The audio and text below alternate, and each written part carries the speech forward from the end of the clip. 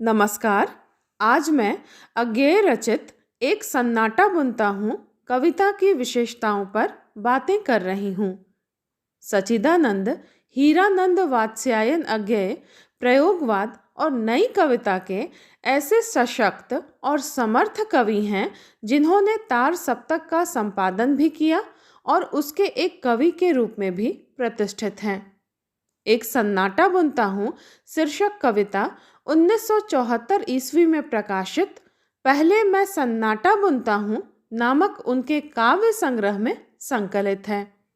प्रस्तुत कविता में कवि ने अपनी काव्य रचना की प्रेरक स्थितियों का व्यंजक चित्र उपस्थित किया है। कवि के अनुसार कविताएं उसकी कलम से निकलती अवश्य हैं, परंतु उन्हें प्रेरणा देकर काव्य सृजन करने वाली कोई अज्ञात शक्ति है। उस अज्ञात शक्ति को कवि ने कोई नाम नहीं दिया है। उस शक्ति को हम सर्वव्यापी अज्ञात सत्ता का नाम दे सकते हैं। कवि रविंद्रनाथ ठाकुर ने भी उस अज्ञात सत्ता को स्वीकारते हुए लिखा था कि मेरे भीतर बैठकर कोई अज्ञात विरहणी आत्मा गाया करती है।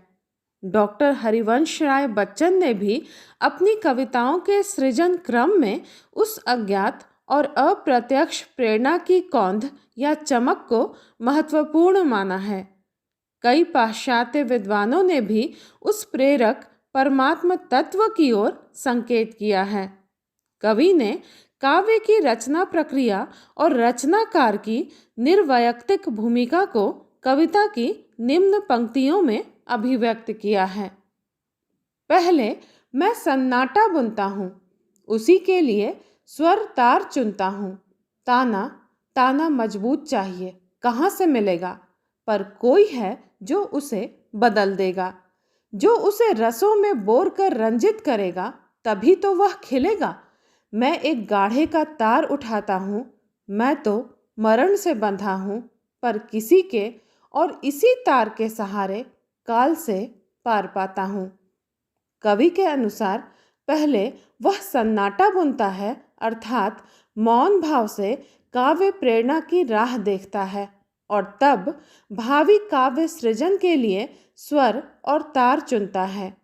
कवि ने उक्त पंक्तियों में काव्य रचना हेतु एक तो संगीत की धुन बनाने के लिए उपयुक्त स्वर योजना का उपमान प्रस्तुत किया है।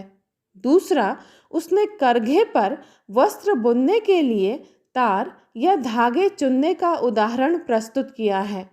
बाद के अंशों में कवि काव्य रचना हेतु वस्त्र बुनने के रूपक को ही विस्तार देता है। वस्त्र बुनने और उसके सृजन के लिए ताना और बाना आवश्यक है। अच्छे और सुंदर वस्त्र निर्माण के लिए ताना मजबूत होना अनिवार्य है। ठीक उसी प्रकार श्रेष्ठ और प्रेरक काव्य रचना हेतु सशक्त और प्रभावशाली विषय वस्तु की आवश्यकता है। इस प्रकार यहाँ ताना काव्य विषय का प्रतीक है। प्रश्न यह है कि मजबूत ताना कहाँ से उपलब्ध होगा, अर्थात उपयुक्त काव्य विषय का चयन किस प्रकार होगा। कवि को पूर्ण विश्वास है कि उसके मनोजगत में काव्य वस्तु की जो एक अस्पष्ट रूपरेखा है, उसे एक अज्ञात प्रेरक शक्ति स्पष्ट रंग रूप प्रदान कर उसे अवश्य ही काव्योपयुक्त बना देगी। जिस प्रकार निर्मित कपड़े को आकर्षक रंगों में रंग देने के बाद उसका सौंदर्य निखर उठता है, उसी प्रकार मन में अवस्थित अज्ञात काव्य चेतना विषय वस्तु को उपयुक्त शब्दावली, रस, अलंकार आदि से युक्त कर अत्यंत आकर्षक तथा प्रभावपूर्ण स्वरूप प्रदान करती है। जैसे कोई बुनकर एक तार को उठाता है तथा वस्त्र बुनने के लिए ताना तानता है, उसी प्रकार कवि भी काव्य वस्तु का एक सूत्र उठाता है तथा काव्य रचना का प्रारंभ करता है। मनुष्य होने के नाते कवि भी मरण धर्मा है, अर्थात एक दिन उसकी भी मृत्यु निश्चित है, किंतु इसी मरणशील प्राणी की रचनाएं काल की सीमा को पार कर जीवन को शाश्वत और मूल्यवान बनाती हैं। कहने का तात्पर्य यह है कि अपनी उत्कृष्ट रचनाओं के सूत्र के सहारे ही कवि अपने नश्वर जीवन में अनश्वर यश और कीर्ति का भागी बनता है। इसका श्रेय कवि उसी अज्ञात प्रेरक शक्ति को देता है जिसके सहारे उसकी कविता काल की सीमा को भी पार कर उसे अमर बना देती है।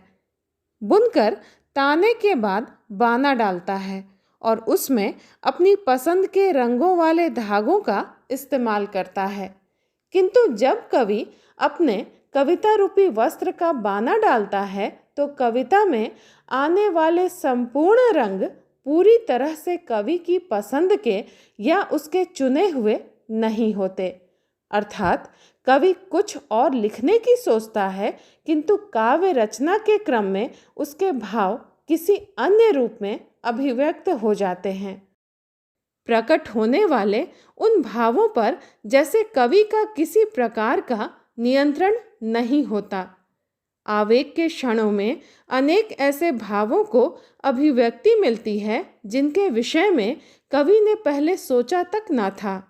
न तो कवि का अभिप्राय ही कविता में व्यक्त होता है और न ही कवि द्वारा छंद ही चुने गए होते हैं। जैसे बुनकर की गिर्री के सहारे बुना जाने वाला धागा इधर उधर घूमता रहता है, उसी प्रकार कवि का मन भी कई विविध भावनाओं द्वारा चंचल और उद्वेलित होता रहता है। उसकी कलम चलती रहती है, किंतु उस कविता रूपी वस्त्र में जो नक्शा या डिजाइन उभरता है, अर्थात काव्य को जो स्वरूप प्राप्त होता है, वह उसकी कल्पना में पहले नहीं होता है। अभिप्राय यह है कि कवि के हाथों में थमी कलम द्वारा उसकी कविता कागज पर उतरती जरूर है, किंतु उसे रंग रूप और आकार देने वाली, प्रेरित करने वाली अज्ञात शक्ति कोई और ही है। इस स्थिति में कवि के चारों ओर मानो सन्नाटे का एक जाल बुन जाता है, जिसमें कवि मानो स्वयं को पूरी तरह घिरा हुआ महसूस करता है। काव्य रचना के समय कवि के मन में ऐसे विचार, भाव, बिंब, प्रतीक आदि उपस्थित होते हैं जिनके विषय में उसने पहले सोचा भी ना था। काव्य लेखन के पश्चात कविता को पढ़कर जब कवि अपनी भावानुभूतियों का सही परिचय प्राप्त करता है, तब वह स्वयं को उस सन्नाटे के जाल से मुक्त अनुभव करता है। अर्थात काव्य रचना के क्रम में मौन भाव से चिंतन में लीन कवि को सन्नाटे की तरह कोई अज्ञात प्रेरणा शक्ति मानो उसे अपने जाल में आबद्ध कर लेती है। उसी प्रेरणा के वशीभूत होकर वह काव्य सृजन करता है, और जब कविता पूरी हो जाती है तो कवि स्वयं भी उस प्रेरणा जाल से मुक्त हो जाता है।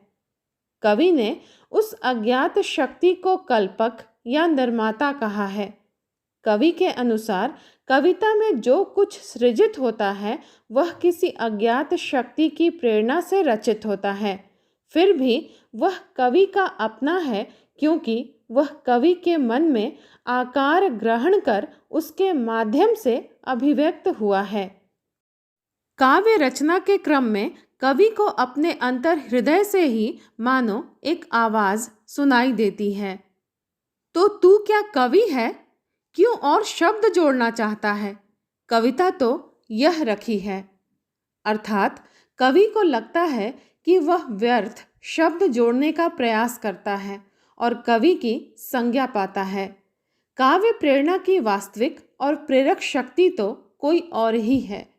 कवि कहता है कि वह अज्ञात प्रेरक शक्ति मेरी सखी है, मेरी अपनी है, जिसके लिए मैं फिर से दूसरा सन्नाटा बुनता हूँ। अर्थात काव्य रचना हेतु उपयुक्त वातावरण होने पर भी प्रेरणा शक्ति की संपृक्ति के बिना काव्य सृष्टि में कवि सफल नहीं हो पाता।